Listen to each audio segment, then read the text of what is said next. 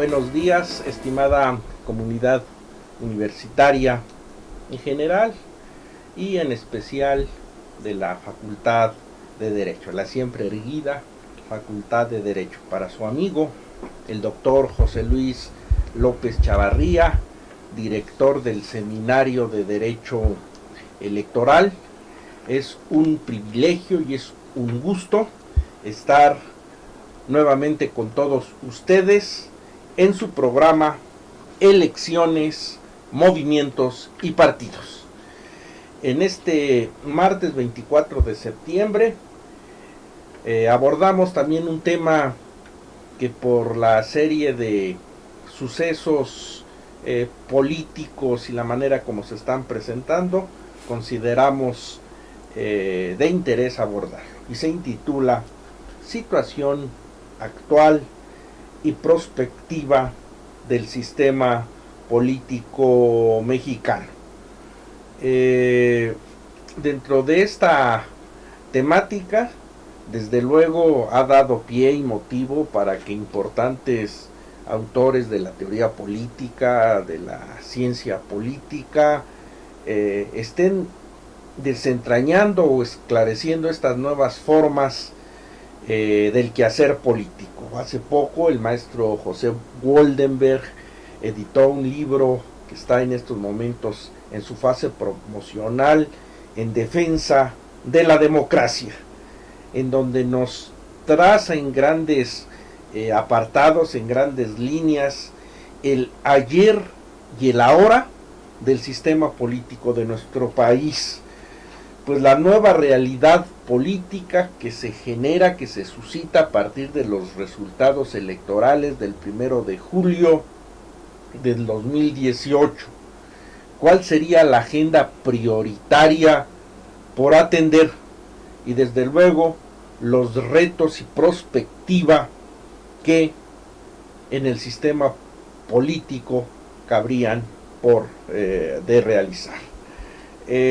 Como ha sido costumbre en este programa, en cada participación, en cada tertulia, tenemos un distinguido visitante, un invitado especial que nos llevaría propiamente a sacar los manteles largos. El día de hoy, y le agradecemos profundamente que nos haya hecho un hueco dentro de su apretada agenda profesional y académica, a nuestro amigo y colega, el doctor Miguel Eduardo Morales Lizárraga, quien es catedrático de esta Facultad de Derecho de la UNAM en las asignaturas de Derechos Humanos y de Filosofía del Derecho. Estimado maestro, bienvenido y gracias por acompañarnos. Muchas gracias, gracias por la invitación, un honor y un placer estar con ustedes. Y a nuestros contertulios habituales, maestro Eduardo Oropeza Villavicencio, le agradezco su presencia. Muy buenos días. Buenos días, doctor. Saludos a todos.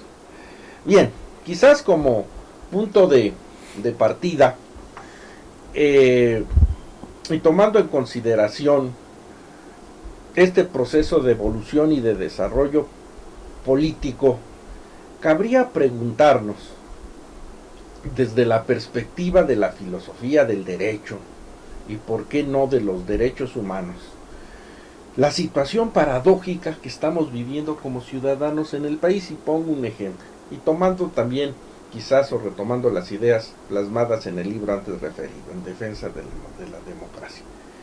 Hemos visto cómo en las últimas 3 décadas, al menos en la perspectiva del desarrollo de la democracia política y de la democracia representativa, se ha ido avanzando. Es decir, a lo largo de estos años no se han dejado de celebrar elecciones, comicios, que ya es un gran adelanto, y bajo los cuales hemos podido renovar la titularidad de los poderes públicos, ya de una manera, por decirlo, natural.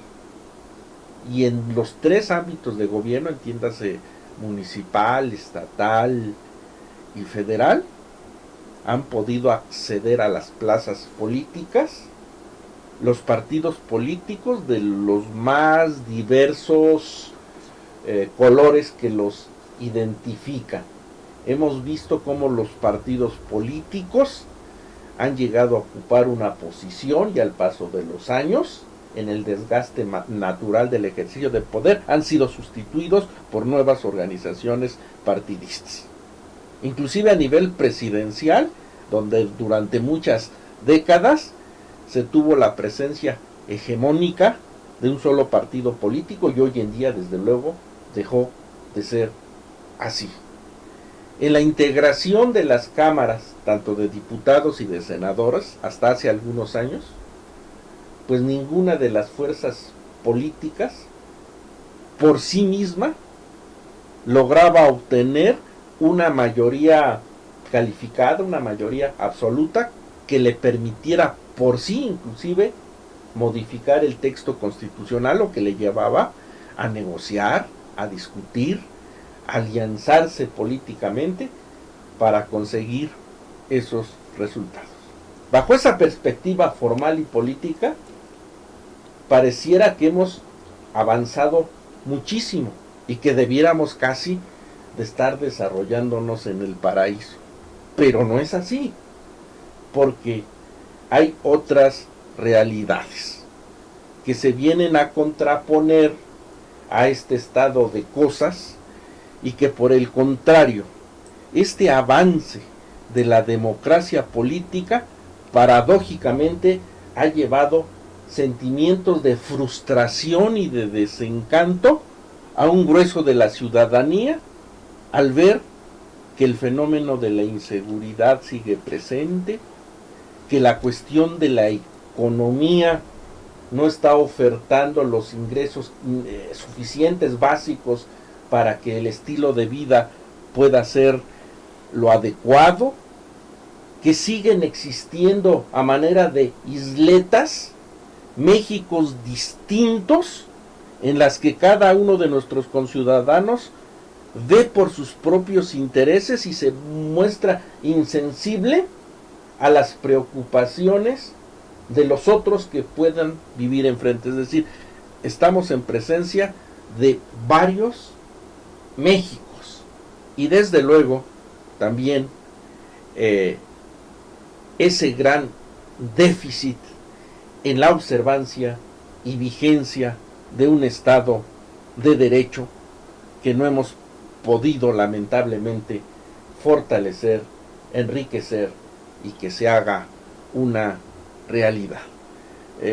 Maestro, desde la perspectiva amplia que nos ofrece la filosofía y a la luz de este espectro pues de problemática y realidad política que estamos viviendo en nuestro país, ¿cuál sería quizás la preocupación desde su perspectiva fundamental, central, que debiera de atenderse como para ir un día comenzar el proceso de revertir ese mal estado de cosas que hoy en día nos laceran como ciudadanos y como sociedad en su conjunto? Pues mientras estaba usted haciendo la introducción y poniendo los puntos sobre las sillas, estaba yo reflexionando sobre lo que estaba comentando y pues rápidamente caigo en el cliché, en el lugar común, que puede parecer banal a estas alturas, pero que es fundamental, ¿no? La educación, ¿no? Y la responsabilidad que tenemos nosotros como educadores, en parte que somos, como una cierta forma de intelectualidad de educar a la población. Parte de lo que está sucediendo, creo yo, es que una buena parte de la clase política mexicana se ha constituido o lleva constituida mucho tiempo como casta política y tiene prácticamente tomado el poder independientemente del color del sino, del color político que se tenga, con una ideología prácticamente paternalista que asume o que piensa que el pueblo es borrego, que el pueblo es tonto, que el pueblo es ignorante, que el pueblo es menesteroso en muchos sentidos y que no puede participar democráticamente y que no puede dirigir sus propios destinos. La democracia en ese sentido entonces pues termina desgastándose porque aunque sea representativa, aunque haya mecanismos democráticos y haya alternancia, constituye la representatividad un escudo que en lugar de hacer que permeen las bases, es un escudo para que las bases se queden como lo que están, como bases, y que sus reclamos reales no puedan llegar a donde deben llegar. Entonces, me parece que una democracia radical, una democracia participativa radical es absolutamente necesaria, pero para que haya esa participación tiene que haber motivación. Y como usted muy bien lo mencionó, hay un gran desencanto, ¿no? Una gran desmotivación al ver que los destinos de miles de personas no cambian, y que no se puede acceder a los mecanismos de poder para cambiarlos. Así es, las cosas siguen igual. ¿Algún otro apuntamiento más de esto que estamos abordando? Sí, como no, doctor. Mire, cuando nosotros vemos que hay una democracia, bueno, entre comillas, ya señaló el doctor Eduardo Morales, una democracia clasista, y por otro lado está el pueblo. Yo creo que hay que entender también qué es el pueblo. El pueblo durante mucho tiempo se cuestionó, no se diga en el siglo XIX, si una persona que no supiera leer y escribir tenía derechos políticos. Inclusive se condicionó el voto en muchos países, claro, en todo el mundo, a que supieran leer y escribir, fue una de las primeras condiciones. Luego, el siguiente estatus era el estatus económico. Para ocupar una diputación o cualquier cargo político se requería un poder económico. Una renta anual, un ingreso económico. Pero ¿qué sucede ante este panorama donde efectivamente, como lo señaló el doctor José Luis, durante 70 años estuvimos gobernados por un solo partido que su fuerza radicaba en tres sectores: en el sector campesino, el sector obrero y el sector popular, y por otro lado estaba la clase empresarial. Pero ¿qué sucede ahí? Que ellos, el momento histórico era coyuntural, para que ellos tuvieran el monopolio de los sectores que conformaban a la sociedad. Pero los tiempos cambian. Ahora se le acusa a un gobierno populista porque invirtió esos conceptos tradicionales y de alguna forma están emergiendo nuevos grupos sociales. Uno de esos grupos podría ser las poblaciones indígenas. Otro grupo son toda aquella gente que se opuso a un sistema capitalista. Precisamente el día de ayer el Estado mexicano dio una disculpa a una de las militantes de la Liga 23 de septiembre, que motivó mucha polémica, como en un momento dado aquellas personas que lucharon por cambiar un sistema político y se convirtieron en desaparecidos y en presos políticos, hoy son prácticamente unos héroes para el nuevo sistema político. Y por otro lado, otra clase que ha emergido son los migrantes. Los migrantes nosotros antes los despreciábamos, eran los chicanos, eran los braceros que se iban a los Estados Unidos, eran los pochos, inclusive había un malinchismo, decíamos, hacia ellos. Sin embargo, hoy, por un lado, la fuerza principal económicamente, por otro lado, la fuerza política, inclusive para el futuro. Los futuros gobernadores de México sin duda van a estar elegidos más de la gente que está en el exterior que del voto interno. Ya toman en cuenta, emerge ese grupo social. Por otro lado, todos estos grupos minoritarios, campesinos, que iniciaron una serie de movimientos por la tierra, de alguna forma también están emergiendo al sector, digamos, político. Eso no quiere decir que sea un gobierno, diríamos, populista, sería todo caer en una categoría muy baja. Entonces habría que desarrollar una serie de categorías sociales, de cómo esos actores sociales están conformando un nuevo panorama del sistema político mexicano, y sin duda también está sucediendo con el derecho. Realmente el derecho, las normas decían, es para la gente rica. Y ahora, si se pronuncia una ley donde hay que perdonar de amnistía entre comillas, bueno, aquel que haya cometido algún delito, se está aplicando ese mismo eslogan que tenía, que se aplicaba a las gentes ricas o a la burguesía, ahora se está aplicando el derecho a que favorezca a una clase social desprotegida. No sé qué opinen ustedes. Adelante, maestro. Pues primero, la primera idea que me viene a la mente es la precisión con la que desglosa, aunque sea superficialmente, no con toda la precisión sociológica que se debiera, pero muy acertado, ¿no? El pueblo puede ser una categoría tan fantasmagórica y tan manipulable como categoría, porque pues no es homogéneo, ¿no? Entonces tenemos que precisar muy bien cuáles son los grupos sociales que están siendo pueblo, ¿no? Y también desmitificar la categoría de pueblo y la categoría de estos grupos sociales que los constituyen, ¿no? Los nuevos actores sociales, ¿no? Mujeres, indígenas, jóvenes que están cobrando conciencia, migrantes, y la interseccionalidad que hay entre ellos. Hay que desmitificarlos porque no por default son blanco y negro, buenos contra malos, ¿no? Buenos hay en todos lados, malos hay en todos lados, y sobre todo a mí me preocuparía mucho una cuestión de revanchismo o de resentimiento social que pudiera ser muy mal encaminada, ¿no? Entonces, dentro de una franja que queda intermedia, que sería pues, prácticamente la franja de la clase media, el sándwich, donde estaría la intelectualidad, la ciudadanía preparada, creo que es la responsable de encauzar las energías sociales, de ponerles nombre, de muchas cuestiones que sean contrarias o que sean criticables, pero en términos generales lo que debería tener, no sé si lo tenga, una ley de amnistía que pretenda el propósito que ésta pretende, es darse cuenta que muchos de esos grupos, simple y sencillamente por la pobreza, por las estructuras sociales como están actualmente definidas, son criminalizados y entran en la institucionalización como criminales, cuando en muchos casos no lo son. Hay muchísimos casos de mujeres indígenas que son prácticamente engatusadas por el crimen, y vaya que merecen la amnistía, ¿no?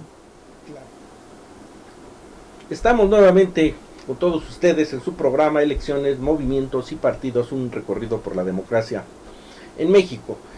Y quisiera también poner aquí en la mesa de debate un punto que está interrelacionado a lo que se ha venido expresando. En la cuestión hoy en día de que estamos viviendo además situaciones de un pragmatismo extremo en la cuestión de la lucha por la consecución del poder, y eso está llevando también a confusión al propio electorado, a la propia ciudadanía. Y me refiero a lo siguiente, y lo vimos en las pasadas elecciones federales, dado que se veía complicado que un partido político por sí mismo pudiera alzarse con el triunfo, la filosofía política que los inspiró, o los impulsos políticos más concreta que los impulsó, era la necesidad de alianzarse con el partido político que tuviera a su alcance. Pero esto motivaba que finalmente ese esquema ideológico, electoral, filosófico de una organización partidista tuviera que reblandecerse o relajarse al promover esa alianza electoral, esa coalición. En ocasiones se nos presentarían hasta situaciones en términos normales contra natura, es decir, de organizaciones políticas ubicadas en el espectro político de la derecha, con organizaciones partidistas propiamente de izquierda, y así lo vimos como un PAN va de la mano con el PRD. Explicar y entenderlo y que lo capte el elector. El PRI hizo lo propio, y Morena, quien finalmente se alzó con el triunfo, también logró sumar a organizaciones políticas específicas. Es decir, todos fueron acompañados. Todos fueron en coalición para enfrentar los retos de los comicios electorales. Finalmente, desarrolladas las elecciones del 2018, bueno, pues vemos que el movimiento de Morena obtuvo el triunfo. Ahora la cuestión implica cómo ese pragmatismo va a tener que reflejarse en el ejercicio de toma de políticas públicas y de ejercicio de gobierno, en donde, y así lo hemos visto, traten de enfocar las políticas públicas o la orientación política del Estado en nuevos grupos, en nuevos sectores de la sociedad, que se aleje o se distancia de las prácticas y de las formas que los otros habían venido practicando. Es decir, es una revaloración extrema, o si se quiere, profunda, de este estado de cosas. Y la pregunta iría en el sentido: al hablar de pueblo como una alegoría un tanto en el aire, etérea, a su juicio, ¿en qué grupos de la sociedad tendría que encontrarse orientado este tipo de apoyo o de orientación gubernamental para cambiar el estado de cosas? ¿Cuál sería ese sector que reclamaría quizás mayor atención? Uy, pues es muy difícil, la sociedad está muy fragmentada, pero yo, tal vez en mi ignorancia, no lo sé muy bien, no lo conozco muy bien, sería de la idea de que mucho conocimiento, mucho valor, mucha fuerza, mucho aprendizaje podemos obtener de pueblos indígenas. Sí, y que además pues son los pobres de los pobres, los miserables de los miserables, ¿no? En muchos sentidos, no todos los grupos, no todos los pueblos indígenas, porque pues hay una gran variedad, ¿no? 60 y tantos pueblos indígenas tenemos en nuestro país, ¿no? Divididos en muchas comunidades, pero creo que el que se atienda no solo sus necesidades, sino que se aprenda de cómo son sus organizaciones políticas, de cómo son sus organizaciones ecológicas, sociales, jurídicas, sería de mucho beneficio para el esquema, para la estructura piramidal, ¿no? Platicábamos hace un momento, para la estructura piramidal que seguimos conservando, el esquema hobbesiano piramidal de gobierno, donde una élite está en la punta de la pirámide y todos los demás son súbditos, no cambió, aunque se cambió por la palabra ciudadanía. En general el esquema nos sigue tratando como súbditos, ¿no? Y como súbditos de diferentes categorías. Qué interesante. Maestro, usted en esta relación o mención que se hace de los pueblos indígenas, inclusive cuando se estaba discutiendo la constitución política para la Ciudad de México, usted hacía un énfasis en ese aspecto que se debiera de retomar en su regulación, en su estructuración, en la atención, porque inclusive hablar de grupos étnicos o comunidades indígenas, o al menos este tipo de prácticas y de costumbres, inclusive los tenemos presente en la ciudad capital, y como que en su momento pasó quizás no tan con la regulación que a usted le hubiera gustado, ¿no? Mire, doctor, hablar de pueblos indígenas es muy problemático en este momento. Si por un lado vemos que efectivamente sí son prioritarios para el Estado mexicano, hay una contradicción.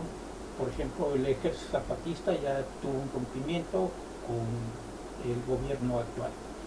Los pueblos mayas se oponen tajantemente al tren peninsular. Si nos vamos por regiones, por Puebla, Veracruz, en Oaxaca, en Guerrero, no se diga, donde las concesiones mineras han afectado a la mayor parte de los pueblos y han expropiado sus tierras. Y podemos hacer un mosaico de todas las necesidades y demandas de ellos. Por ejemplo, los yaquis, el problema del agua, en el Istmo de Tehuantepec, los molinos de viento, la generación de energía eólica. Se apropiaron las empresas españolas de las propiedades comunales de todo el Istmo. Es muy complejo, inclusive no hay un reconocimiento real ni una autonomía, y se dejaron a un lado los tratados de San Andrés Larraiza con la reforma política que hubo en relación al artículo 2 constitucional. Ahorita el mayor conflicto que tiene el Estado mexicano es la aplicación del convenio 169 de la Organización Internacional de Trabajo. Una cosa muy simple, la consulta. No han podido. Las consultas son amañadas, las consultas las hacen a mano alzada, las regionalizan, no las enfocan donde deberían aplicarse, la metodología que emplean pues, es absurda, están manipuladas, no respetan los lineamientos de una consulta, que deben ser transparentes, objetivos, inclusive se debe de dar fe de ella, para que un pueblo indígena acepte agentes externos para su desarrollo o cualquier obra de infraestructura o de equipamiento que les pueda afectar su territorio. El territorio es una utopía, la autonomía no existe en los pueblos, no lo reconoce el artículo 27 constitucional ni la ley agraria, habla de comunidades agrarias, tampoco se respeta las formas de gobierno. Yo le digo, ahorita en este momento vamos a analizar la composición del Congreso de la Unión, de la Cámara de Diputados, Cámara de Senadores, cuántos representantes indígenas hay, de cuántos millones de mexicanos. Entonces, sencillamente, los indígenas viven un neocolonialismo, no sería por las empresas transnacionales y por el gobierno actual. Yo creo que perdimos un gran momento en 2018, no para que llegara una fuerza indígena como Marichuy, el Consejo Nacional Indígena, a gobierno, pero sí para darles la oportunidad, para solidarizarnos y darles la oportunidad de que pudieran tener una fuerza política sólida y permear y que fueran hegemónicos, y obligar a cualquier gobierno que llegara a aliarse, como dice el maestro, el doctor Chavarría, a aliarse con ellos y hacer fuerza política para que estuvieran representados, no nada más porque sean pueblos indígenas, sino por todo lo que representan, ¿no? Creo que es muy importante lo que ellos, la sabiduría que ellos representan. En la ciudad capital, de esto de lo que tomábamos, inclusive también, ¿no? En demarcaciones como Milpalta, ¿no? Donde todavía existe la figura del mayordomo, las cuestiones de prácticas religiosas, también como quedan en el abandono, ¿no? Así como que de una situación de potencialización en las prácticas de gobierno y de su reconocimiento y fortalecimiento, han quedado ahí como al margen dentro de este esquema nuevo de organización constitucional. Sí, mire, las comunidades de la Ciudad de México quedan prácticamente desprotegidas, no se incluyen en la Constitución. Si vemos que las alcaldías y los concejales, ¿dónde están representadas los pueblos y barrios de esas comunidades? Hay que tomar un ejemplo de organización que es única, yo creo, en todo México, es la alcaldía de Milpalta.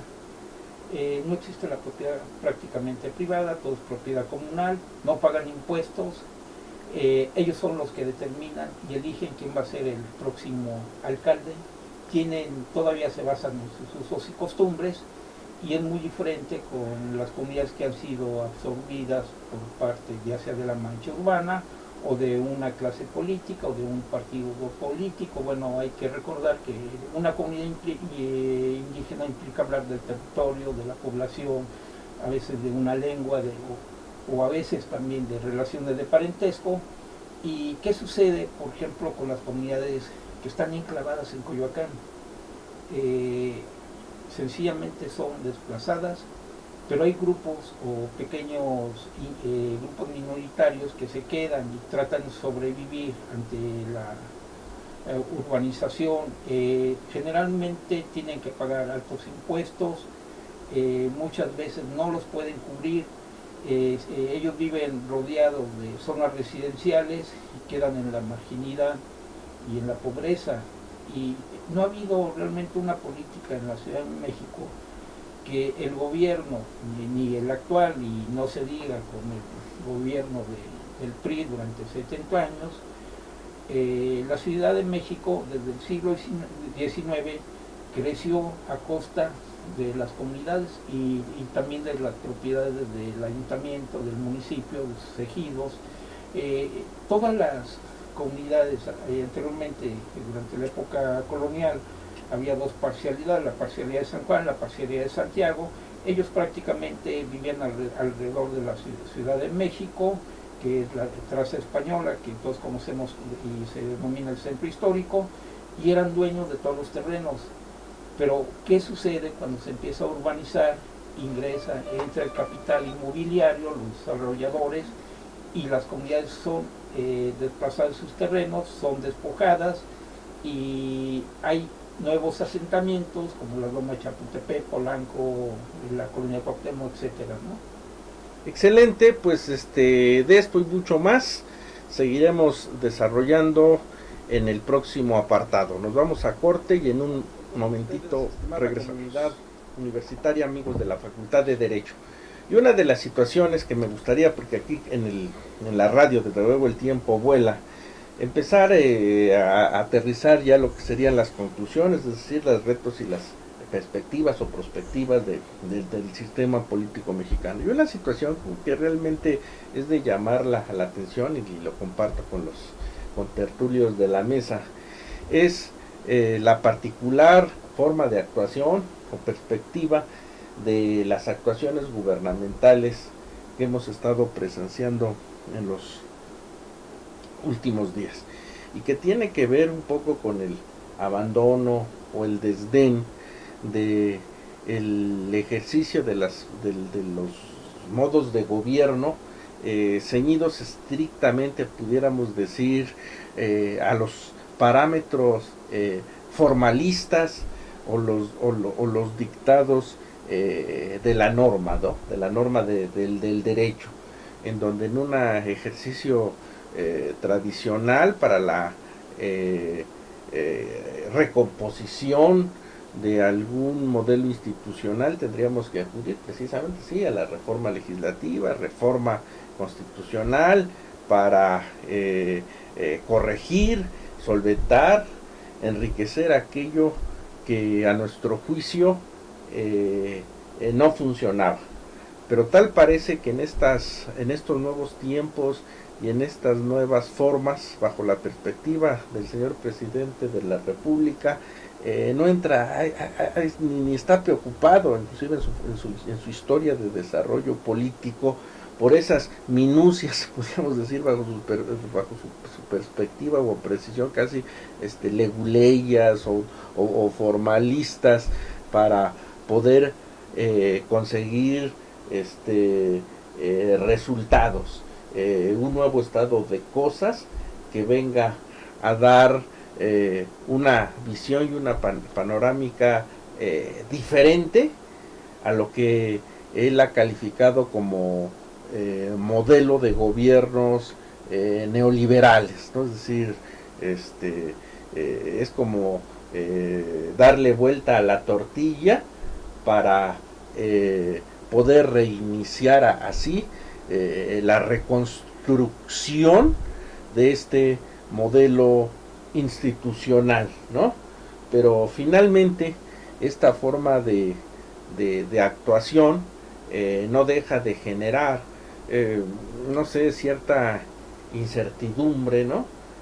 Cierta dosis de hacia dónde pudiéramos avisorar ese desarrollo futuro prospectivista de nuestro sistema político, y a nuestro juicio también qué sería lo deseable independientemente de esta coyuntura. No sé, maestro, cómo pudiéramos ¿verdad?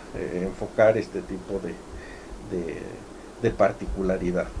Pues es una particularidad muy desconcertante, ¿no? Creo que es lo que ha sido más desconcertante de estos primeros movimientos de gobierno, que me da la impresión, porque pues no lo sé de cierto, ¿no? Me da la impresión que quedó atrapado en un sándwich, ¿no? En el sándwich de los acuerdos que tuvo que hacer, los acuerdos políticos que tuvo que hacer el nuevo gobierno, con otras fuerzas políticas, inclusive salientes, inclusive las rancias que él mismo denomina los neoliberales y las mafias, etcétera, para poder estar en el poder. Y todas las promesas que hizo, prácticamente algunas de ellas de carácter revanchista o populista, ¿no? Me estoy yendo a los extremos, ¿no? Pero en ese sándwich justo creo que lo que queda atrapado es el Estado de Derecho, es el derecho. Muy probablemente, aparte de esa estructura de derecho, pues evidentemente es puesta por los gobiernos salientes, ¿no? Y de alguna manera para beneficiar sus intereses políticos, sus agendas políticas. Entonces la estructura del derecho pues sí tiene que transformarse, pero no hacerse a un lado. No, un gobierno no puede hacer a un lado el Estado de Derecho o la estructura política, ¿no? Y pareciera, como usted dice, las minucias, los entresijos del derecho, que pues son parte del derecho mismo, ¿no? Y tienen que ser conocidos por cualquiera que llegue al poder, por cualquiera que llegue al gobierno, y tienen que operar con ellos, les guste o no. Es lo y que si enseñamos no les gusta, a nuestros alumnos, hay que transformarlo, ¿no? Si no les gusta, de la observancia de la norma, claro, el respeto al Estado de Derecho, del cumplimiento del dictado de la ley. Pues es lo que de las aulas estamos... Si la norma es injusta y no te gusta, transfórmala, cámbiala, ¿no? Con el consenso necesario, no nada más atropellándola, ¿no? Nos ponen en un predicamento, ¿no? Es decir, un predicamento de lo que en las aulas, en la cátedra, fundamenta el ejercicio de la docencia y el ejercicio pragmático del mundo del ser que nos ha tocado estar presenciando hoy día. Maestro, ¿algún apuntamiento? Estamos entre un conocimiento tradicional del derecho, con un sistema rígido, autoritario, donde predomina la teoría de Hankes, la norma jurídica, pero cuando se rompe con esa cotidianidad, cambian las reglas de la sociedad y los actores. Ahora es más importante el hecho social, es lo que sucede con el derecho consuetudinario, no es la norma jurídica que lo regula, sino son los hechos, son los usos y costumbres. Y en estos momentos, si vemos que durante mucho tiempo una minoría, por ejemplo la minoría Levi Gay, estuvo marginada, sancionada por la sociedad, hoy tienen derechos. Hay una ley de convivencia. Si vemos que otro sector igual estuvo completamente, que fue opuesto al sistema tradicional burgués, hoy las reglas se han cambiado. Y nuevas reglas que se convierten en leyes y que de alguna forma, si tienen la mayoría, pues ellos pueden con toda tranquilidad cambiar la Constitución y que emerjan otros grupos sociales, ¿no? Aquí también es un problema, y yo diría que es una crisis de conceptualización de la teoría del derecho, sobre todo la teoría de Campbell. ¿Cuál es el panorama? ¿Hacia dónde vamos? Digamos, con esa acción de gobierno es cambiar los modelos que estamos acostumbrados. Y a veces nosotros nos resistimos porque fuimos educados, como inició el doctor el programa, tenemos una educación tradicionalista con escuelas clásicas, pero al romperse esas escuelas se crea una nueva cotidianidad y hay que desarrollar nuevas teorías, inclusive jurídicas. Pero no dejan de generarse así como un sentimiento de vacío, como de duda, ¿no? Sobre todo en una carrera y en un perfil profesional que nos hemos decantado durante décadas, ¿no? Por la observancia puntual de la norma del derecho, de los dictados de la ley, los que determinan el qué hacer o lo prohibitivo dentro de la esfera social, y finalmente hoy pues se ve avasallado ante una oleada